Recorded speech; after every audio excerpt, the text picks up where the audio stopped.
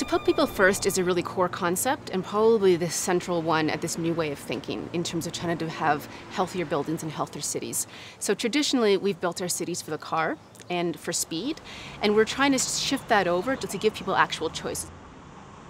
The economic value of investing in healthy places is that you're increasing the value for residents, for businesses, and for the city generally. So we're on a residential green roof. This is a really great example of using built form and green space to make something more amenable, and generally in spaces that you can't tear a building down and put a park in there, it's just not going to work, but you can add green space like this to make the city more livable. So being creative about adding green space to your city can have benefits not only for the image of the city in terms of promoting itself as green. It can help office workers, and it can also help residents to have more access to green space they might not have in downtown urban areas. At a citywide level, it can do a huge amount to clean the air, reduce the urban heat island effect. Traditional benefits that we viewed as soft and really nice to have but not really necessary, in fact, have very real economic value. And part of the goal of what we're trying to do is to put an economic value on those. The way to empower local grassroots champions for health is to first invite them to the table.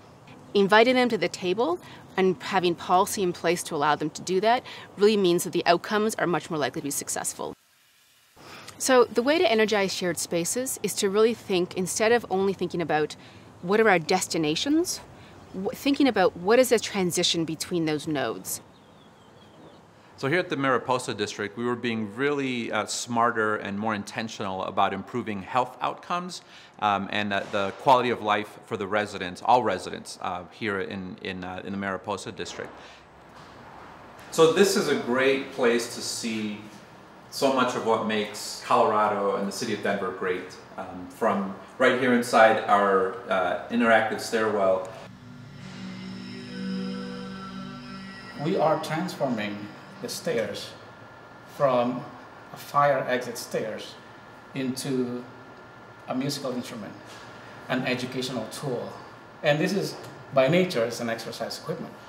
This is also Mariposa. This is Butterfly. The stairs has transformed from an exit stairs to something artful and beautiful. The interactive stairwell, the gardens, and the walkways around the buildings. All that is designed really to get people to consciously live a more healthy lifestyle. It also makes, as we say, the healthy choice the easy choice, so that you can walk, you can choose to grow your own vegetables and have a place to do that. The built environment is really the things that you don't think about every day is if you're a resident in a community, but it's the things that have an impact on your everyday life. Just behind me across the street is the 10th and Osage Light Rail Station, as well as a bike share program, a B-cycle station. So it's really giving people many more opportunities in terms of how to get around. So the way to ensure equitable access to areas and to amenities is ensuring, as I said before, multiple choices and really real choices for different modes of transportation. Develop housing for young and old alike. Mix it up. Hi, I'm Ken Mark Wharton. I'm an ambassador for pickleball in the Denver area, and I'm also known as Pickleball Ken. Pickleball is a little like tennis, only smaller, a little bit like ping pong, only bigger, and it's a smaller court, and it's good for older people that have joint replacement, and then they can play, and it's such a popular sport. It's the fastest growing sport in North America. We started with 4 people in Westminster 3.5 years ago, and it's just grown because of it's such a great sport, and it gets people off the couch and they become can-do people instead of can't-do people. Since we built the 8 pickleball courts, we've had people come from as far away as Fort Collins, and so it literally becomes a pickleball community. A lot of my time is dedicated to these courts and to the community out here because we have so many people that Ken has brought into us. So all these people coming over, like Ken said, from Fort Collins, Colorado Springs, Aurora, everywhere. They just want to get out and play. And since we have all these courts and we're eventually going to have 16 more, that's my goal, is just to fill these courts and make sure everybody's happy and having a great time. Embracing the unique character of areas that you're trying to redevelop or develop is really important in terms of creating something that people want to go to.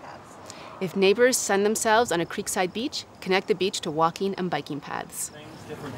Ways to promote access to healthy food choices are to promote farmers markets in areas that don't have farmers markets. Community gardening is a really great way, especially ones that engage different segments of society. Make it active. And there need to be ways to really encourage green space areas that, first of all, encourage activity, but also make those accessible. And part of that is understanding what kind of green space we value in the city and how we value it being used. The way cities are built is not inevitable. It doesn't just happen. These are specific decisions that are made, and we need to be able to recognize how can we make workable urban environments that encourage health, active living, and healthy eating.